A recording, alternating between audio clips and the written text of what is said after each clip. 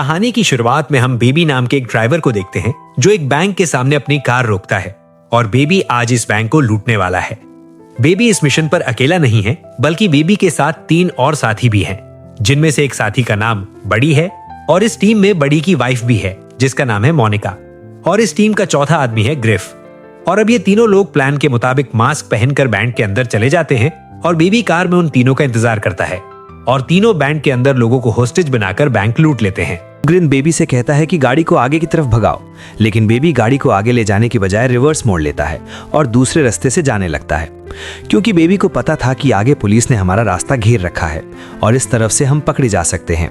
यहाँ baby police से बचते हुए कार को तेजी से भगाने लगता है, लेकिन पुलिस भी उनका पीछा करना नहीं छोड़ती और अब यहाँ बेबी अपनी ड्राइविंग स्किल्स दिखाते हुए पुलिस वालों को चकमा देकर उनसे काफी दूर निकल आता है। कार में पीछे बैठे 3 साथी बेबी की ड्राइविंग को देखकर हैरान रह जाते हैं और ये लोग जब मेन हाईवे पर पहुंचते हैं तब वहां उनके पीछे एक और पुलिस की गाड़ी लग जाती है और ऊपर से हेलीकॉप्टर भी उन्हें ट्रैक करने लगता है। लेकिन यहाँ पर बेबी समझदारी से काम लेते हुए पहले से बुलाई गई उन्हीं की कार की तरह सेम दिखने वाली 2 रेड कार के बीच में अपनी कार लगाकर पुलिस को चकमा देकर निकल जाता है और एक पार्किंग यार्ड में पहुंच जाता है, जहां ये चारों कार को बदलकर अपने बॉस की जगह पर ते हैं, जहां इनका बॉस पहले से ही चारों का इंतजार कर रहा होता है। असल में इनका बॉस इस पूरे मिशन का मास्टरमाइंड होता है, जो शहर के बैंकों को लूटने के लिए प्लानिंग करता है और लोगों को हायर करके उनसे चोरी करवाता है। आज इनका बॉस बहुत ज्यादा खुश होता है क्योंकि इसके लोगों ने बैंक लूट लिया है और बेबी की ड्राइविंग स्किल्स की वजह से इस बार भी पुलिस उन्हें नहीं पकड़ पाई। तब इनका बॉस इन चारों को एक एक करके उनका हिस्सा दे देता है और यहाँ पर एक हिस्सा बेबी को भी मिलता है। लेकिन ये देखकर ग्रिफ को गुस्सा आ जाता है और वो अपने बॉस से कहता है कि आखिर में तुम इस ड्राइवर को हिस्सा क्यों दे रहे हो, जबकि पूरा काम हम तीनों ने अकेले किया है और बेबी ने सिर्फ तो गाड़ी चलाई थी।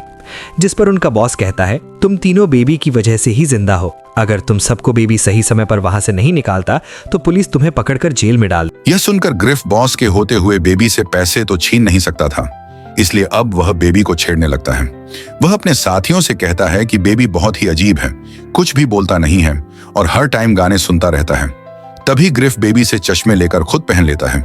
यह देखकर बेबी को बहुत गुस्सा आता है, लेकिन वह फजूल में किसी से भिड़ना नहीं चाहता था, इसलिए वो अपनी जेब से दूसरा चश्मा निकालकर पहन लेता है। कुछ देर बाद सभी लोग वहां से जाने लगते हैं। तभी बेबी अपने बॉस के साथ जाता है और बेबी का बॉस बेबी से उसके सारे पैसे ले लेता है। यहाँ हमें पता चलता है कि बेबी के ऊपर उसके बॉस का बहुत कर्ज है, इसलिए वह हर काम के बाद बेबी से उसका सारा हिस्सा ले लेता था। बैंक लूट के बाद बेबी की जिंदगी बाहर से जितनी शांत दिखती है, अंदर से उतनी ही उलझी हुई होती है।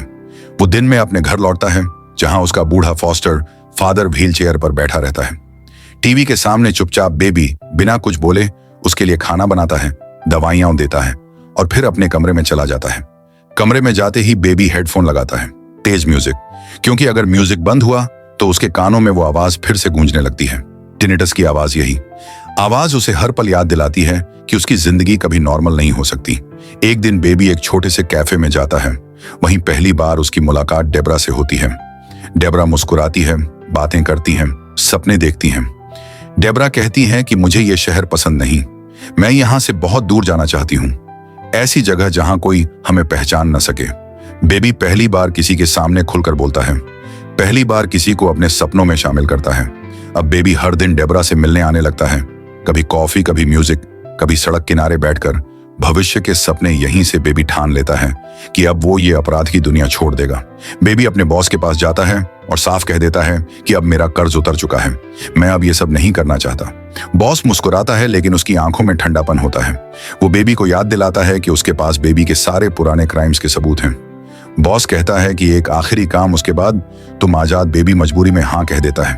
इस बार की टीम और भी ज्यादा खतरनाक होती है। बड़ी, मोनिका और ग्रिफ मिशन शुरू होते ही सब कुछ बिगड़ने लगता है। ग्रिफ बेवजह गोली चलाता है। मोनिका डर के मारे एक सिक्योरिटी गार्ड को मार देती है। बेबी गाड़ी में बैठा सब देख रहा होता है, उसके हाथ कांप रहे होते हैं। ये वो लाइन थी जिसे वो कभी पार नहीं करना चाहता था। पुलिस पूरे शहर में अलर्ट हो जाती है। अब शुरू होती है बेबी की जिंदगी की सबसे खतरनाक drive siren. Helicopter road block. Baby गाड़ी नहीं चला रहा होता, वो अपनी जिंदगी चला रहा होता है। लेकिन इस बार कोई भी चाल काम नहीं आती। एक सुनसान गोदाम में पहुंचते ही सबका असली चेहरा सामने आता है। ग्रिफ, मोनिका और बड़ी तीनों मिलकर बॉस पर गोलियां चला देते हैं। पैसे के लिए, लालच के लिए बॉस आखिरी सांस में बेबी से कहता है कि भाग जा और डेबरा को बचा ले और अब ये तीनों अपने बॉस का बदला लेने के लिए उन पर गोलियां चलाना शुरू कर देते हैं। तब बॉस बेबी और डेबरा को भागने को कहता है और अकेले ही उन तीनों लोगों से लड़ने लगता है। इसी बीच बड़ी पुलिस की कार लेकर आ जाता है और वह गुस्से में अपने बॉस को ही मार देता है, जिसके बाद वह बेबी के पीछे पड़ जाता है। तब बेबी एक कार को तेजी से टक्कर मारता है, जिससे बड़ी की कार बिल्डिंग से नीचे गिर जाती है। लेकिन बड़ी कार के गिरने से पहले ही उससे उतर जाता है और बेबी पर गन पॉइंट करके उसके कानों के पास गोली चलने लगता है, जिससे बेबी नीचे गिर जाता है और उसके कानों में बहुत दर्द होने लगता है, क्योंकि बड़ी को पता था कि बेबी को टैनिटस नाम की बीमारी थी और अब कान के पास गोली चलने की वजह से बेबी को तेज तकलीफ होने लगती है। अब जैसे ही बड़ी बेबी को मारने वाला होता है, तभी पीछे से डेबरा एक रॉड से बड़ी के हाथ पर हमला कर देती है, जिससे बड़ी के हाथ से गन गिर जाता है। लेकिन तभी बड़ी डेबरा को पकड़ लेता है और उसका गला दबाकर मारने लगता है, पर तभी बेबी बड़ी की गन उठा लेता है और बड़ी के पैर में शूट कर देता है, जिससे बड़ी अपना बैलेंस खो देता है और बिल्डिंग से नीचे गिरकर मर जाता है। इस दौरान बेबी काफी ज्यादा घायल हो जाता है, जिस वजह से वह बेहोश हो जाता है और अब डेबरा बेबी को बेहोशी के हालत में कार में बैठकर वहां से निकल जाती है और इसी तरह सुबह हो जाती है। बेबी को अब होश आ चुका होता है।